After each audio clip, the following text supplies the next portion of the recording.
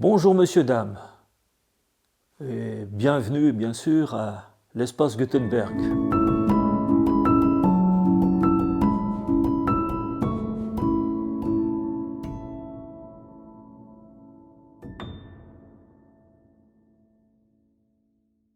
Ici vous êtes dans un village du livre et des métiers du livre, à Cuisery en Saône-et-Loire. Vous avez la reproduction de la première page du premier livre que Gutenberg et ses collaborateurs ont imprimé. Ça s'appelait, comme vous le lisez, la Bible latine à 42 lignes. Elle avait 42 lignes de texte par colonne et 1286 pages en 2 tomes, c'est-à-dire un volume de 648, un autre de 638 pages, de ce format-là, qui est un peu plus grand que A3. Alors vous allez dire, mais pourquoi utiliser un caractère qui se lit aussi mal, aussi difficilement?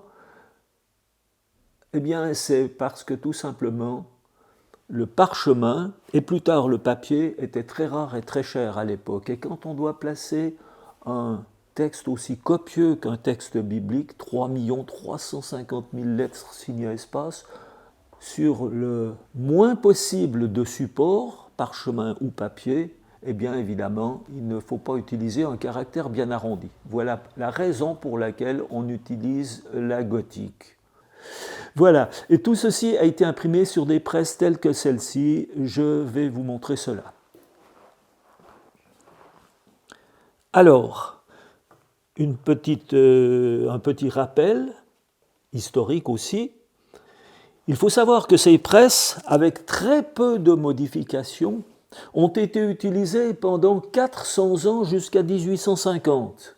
Ça veut dire que tout ce qui a été imprimé dans le monde, jusqu'à cette date, l'a été sur des presses comme ça, ou à peu près comme ça, très peu de modifications, très peu de changements.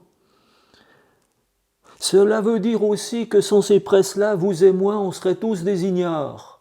Voilà, c'est ce qui a permis de multiplier le savoir, les choses de Dieu et le savoir des hommes. On met sous presse et on presse. Alors, toute la presse, elle pèse 158 kg. Elle est faite de sapin et de chêne, de bois différents.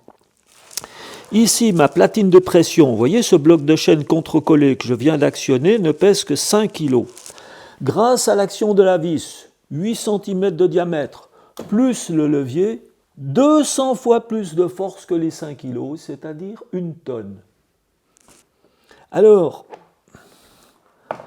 la Bible était en gothique et en latin. Je ne savais pas que j'avais affaire à d'éminents latinistes, dont Virgile et Ovide sont le pain quotidien, mais j'ai fait des versets en gothique, mais en français. Et les voici. Alors vous allez dire que ces typographes, ils font toutes les choses à l'envers, parce que je vous ai montré d'abord le résultat, ensuite l'impression, mais vous comprenez bien qu'on sait bien que c'est la composition qui est l'acte premier. D'abord, ces sortes de tiroirs de lettres, donc on les appelle des casses. C'est un mot qui vient de l'italien cassa, qui veut dire la caisse. Casse égale tiroir de lettres en jargon typographique. En partant d'ici, de gauche à droite et par ordre alphabétique, nous avons les grandes lettres, les capitales, les majuscules. Maius grand, minus petit en latin. Dans le rectangle supérieur droit, en haut à droite de la casse, alors là les choses se compliquent. E, R et le G. Gutenberg. C'est une partie d'une encyclopédie en anglais, mais en français c'est tout à fait la même chose.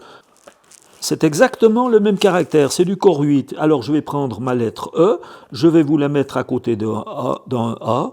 Vous voyez bien que c'est exactement la même dimension. Pensez que tout cela a été composé entièrement à la main, lettre après lettre. Merci de votre visite, monsieur, dame, et pour vous remercier, nous allons vous laisser quelque chose de tangible.